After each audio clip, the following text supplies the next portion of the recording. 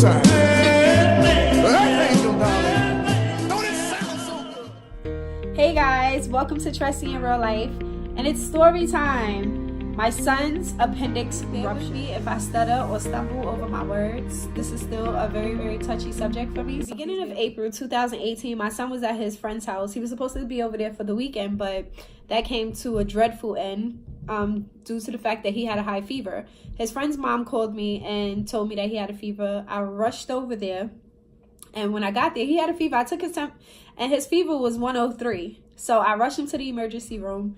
When I got there, when we finally got to the back and the doctor came in to see him, the doctor basically just looked at him, like literally looked at him and said he has gastricitis. So I'm like, are you sure?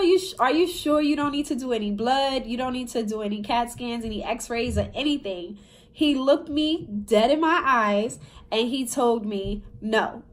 So I said, okay, are you sure? He said, yes, he has gastricitis. So I'm no doctor. So I just took his word for it, and I took my child home. I gave him fever medicine. He went in his room.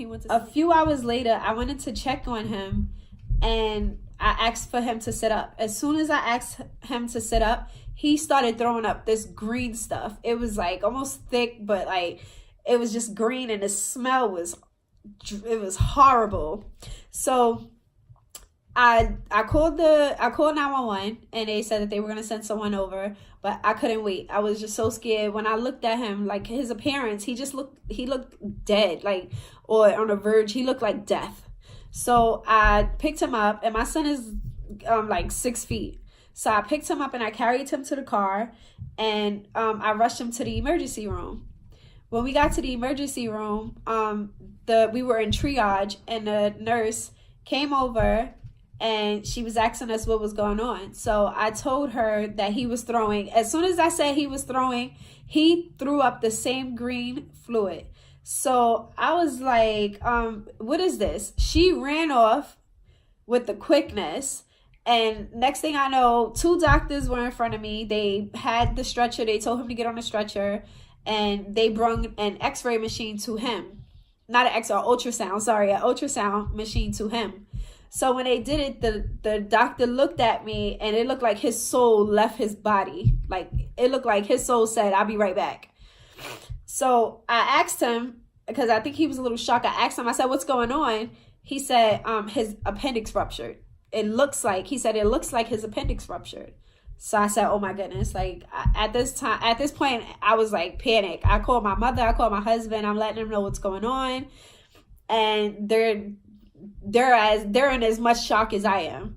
So before I knew it was a team of doctors and nurses, and they basically were explaining to me that he has to go into surgery, like emergency surgery, like right now. So I'm like, at this point, I'm crying. I'm so nervous. I'm asking him, is he gonna be okay? Like, is he gonna make it? Are you sure? And they can't tell me, like, yes, sure, he's gonna make it. Everything will be okay. They just kept saying and repeating over and over, he has to go to surgery like right now. So I said, okay. When we got upstairs, they didn't let me go in the back, but they took him in the back. And a few hours later, by this time, my family is all there. So we're all sitting in a waiting area for them to come out. They finally came and got us, and they told us that that he's out of surgery, but they just wanted to let me know that the way he looks, because the way he looks, it's type scary. So they don't want me to know. They didn't want me to be scared or, to overreact or whatever. So when I got to the back, my baby was on a breathing machine.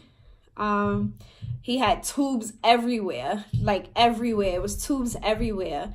And I was just like, all of this for a ruptured appendix? When I did some research, the reviews were like, oh, it was a small incision on the side. They were up and aware of what was going on in their surroundings.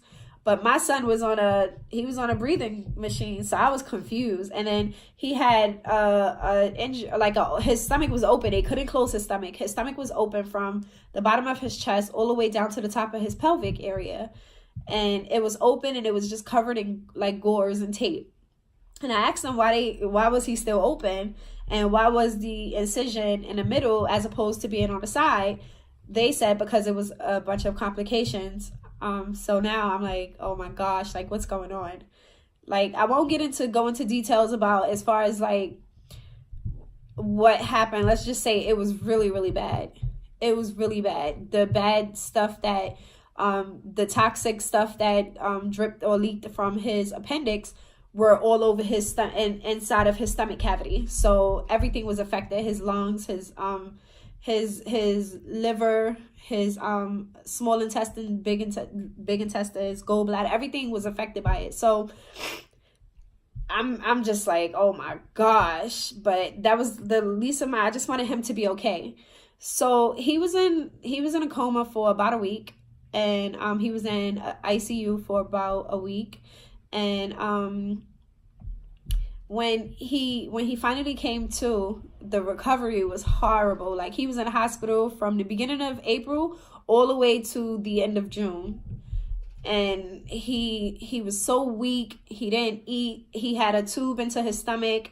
It was pumping out like dark green stuff, and like it almost looked black.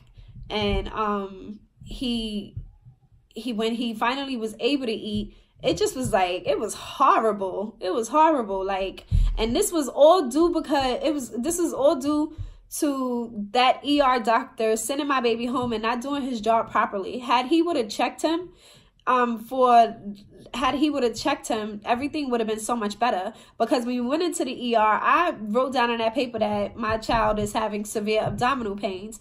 That right there is automatic for, okay, we have to draw blood, we have to take an x-ray, and maybe even we have to take a CAT scan. I don't know. I'm no doctor, but I do know now that had I known what I know now, and I would have told the doctor this, my son probably would not have gone through everything that he went through. So yeah, it's very unfortunate that he went through what he went through, and it's very unfortunate that my child has to walk around with that huge scar. So without further ado, I'm going to show you guys the video of my child's recovery and a few pictures. I'm not gonna put the audio up, only because it's a little bit too personal, and I'm crying, and you probably won't even understand what I'm saying anyway. But yes.